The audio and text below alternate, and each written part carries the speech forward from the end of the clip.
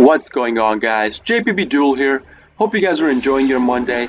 And for today's matchup, I'm bringing you an Adventures Pranks versus Evil Twin with my opponent playing Evil Twin going first. Now my hand is pretty bad for a going second hand, but that's okay. My opponent playing Evil Twin. Evil Twin as of lately has been catching on popularity after the Trouble Sunny release, and these guys run a ton of one-card combo starter cards. My opponent was running 14 one-card combo starter cards in his main deck, and aside from that, his deck was loaded up with hand traps and some kind of disruption on the field.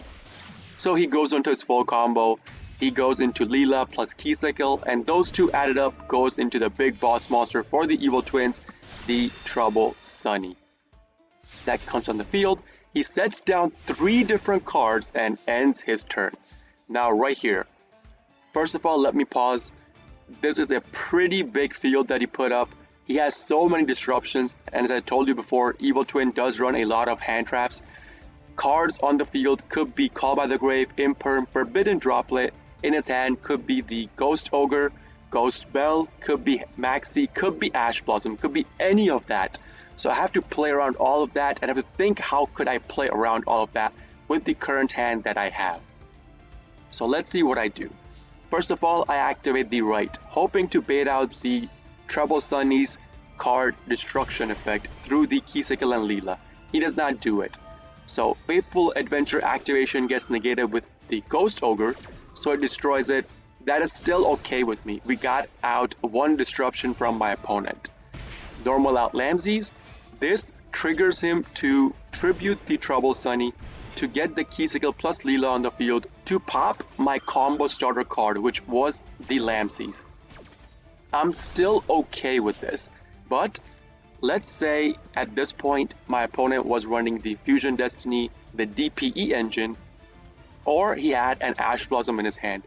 Any of those could have killed me because he could have put a cross out on the field, cross out my Fusion Destiny. That would have been really bad for me. Thankfully, he did not have it. Also, he did not kill off my token. That means since I have the Draco back in my hand, I could just bounce one card from the field into his hand. So one trap or spell on the field could get bounced, which could be crucial for me because I am going into DPE. And if he had a Call by the Grave on the field and I did not pop it through DPE or bounced it, my DPE was gonna die out later. So Fusion Destiny, we go into our DPE, then I activate Draco back, attach it to the token. This burn at this point from the Snitch does not really matter to us because we have too many life points. So with Draco back, I bounce one card, kill off the other 2 cards on the field in battle phase, and right here now, once I activate DPE, I had a major decision to make. One of these cards could be Called by the Grave, and we are going to be popping one face down set. I'm not too worried about the Snitch at this point. I need to pop the face down set and hope that if he had a Call by the Grave, I pop the Call by the Grave and not the other thing that he may have set on the field. I choose to pop this card right here. And as my luck would have it, I chose right. I managed to pop the Called by the Grave. So my DP activates, I can still special it out on my opponent's standby phase. So that is exactly what I do. But sadly, he had the Trouble Sunny in the graveyard. He banishes the Trouble Sunny to activate its effect of sending one card on the field non-targeted to the graveyard. That is pretty important that is non-targeted, because if it was targeted, we could just pop DP and get it over with. Also, it sends cards to the graveyard from the field. It does not destroy them.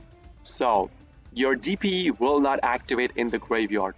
Also, keep in mind as a Prank Kids player, never ever chain link your Pandemonium to the activation of Trouble Sunny. Because again, as I said before, it is non-targeted.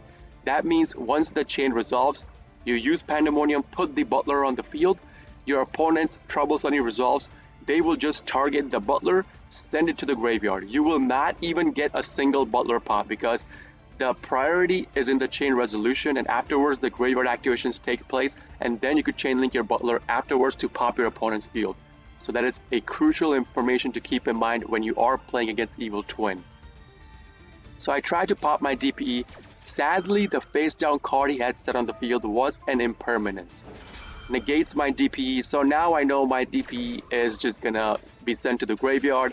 It's gonna be gone permanently this game. So there it is. Trouble Sunny targets it, sends it. And my opponent had a combo starter card in his hand as well.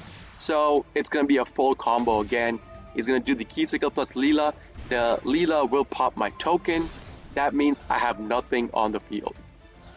He even activates Live Twin Home to put another monster on the field. Goes into Trouble Sunny. At this point, I know I'm about to get whacked in the face for 5,500 damage, right? He could activate the Trouble Sunny in battle phase, put the Keysicle plus Leela on the field again, hit me in the face for 2,200. Pretty big deal for us, but that's okay. He sets down one card, ends his turn. Now let's see. He has one Trouble Sunny in the banishment pile. He has another Trouble Sunny in the graveyard. He does not have his third Trouble Sunny anywhere in his graveyard. What he could have done, he could have gone into another Trouble Sunny at this point. That way, it would have guaranteed him the Keysicle Leela combo, which would have popped my field if he had done it the right way. But he just puts his card set down on the field, ends his turn. That's his call. So for me, I have the Celestial draw in the graveyard, right? I have the Dasher special if I draw into a monster. So let's see what I draw into. Thankfully, I draw into my combo starter card. So I use the Dasher, put it on the field. Now right here, this is pretty important. The Snitch is gonna be burning us every time we normal or special a monster. I was at 1900 life points, meaning I only had 8 normal or specials I can do on the field. Granted, once I go through Dropsies, I will gain 1000 life points, but the burn still pretty much hurts at this point. So let's see what I do. Set down my Pandemonium, activate my Celestial. I was hoping he did not have any Ash. He effect Veilered my Fansies on the field. Like, this is the worst thing you could do. Keep in mind, this is a Diamond 1 gameplay, by the way, guys. So I draw into my Prankist Place plus Fusion Destiny. Fusion Destiny is pretty much a dead card in my hand. So I use the Prankist Place, search for a Roxy's. Why? Because I was going to use Roxy's to banish the Fusion Destiny from my hand. And Roxy's is a 1500 attack monster. So I still have not used up my normal summon yet. So I could normal out the Roxy's, kill off one of the cards on the field. Go into Doodle Doo, activate my graveyard, chain block with Doodle Doo, and right here, he Forbidden Droplets my Doodle Doo search. Again, I do not care about this. This is still okay. I already have my Pandemonium set on the field. So I do not need to search for Pandemonium. I could still go into Butler on his turn. Then next up, we have the Bow Wow Bark. Still, I get burned again. That's not really a big deal. I banish my copy of Fusion Destiny. Over here, I was hoping to draw into maybe a Thunder Dragon Fusion or Instant Fusion. Either of those cards would have made a combo extension, and I could have maybe killed him this turn itself. But I drew into Harpies, still a pretty good card because this way I could get rid of the Snitch on the back row. So it stops burning me every time I normal or special a monster on the field. Once I draw into it, I activate it, get rid of the Snitch. Gone. Then I normal out my Roxy's, go into battle phase, kill off all his cards, and then end my turn. This way I have my Butler combo. Let's see what my opponent does. He only has one card on the field. He draws into it, I activate my Bow Wow.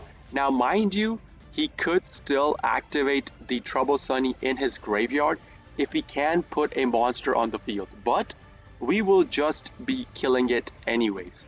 So I activate Bow Wow, get my cards for the Butler combo in my hand, and my opponent just outright scoops at this point.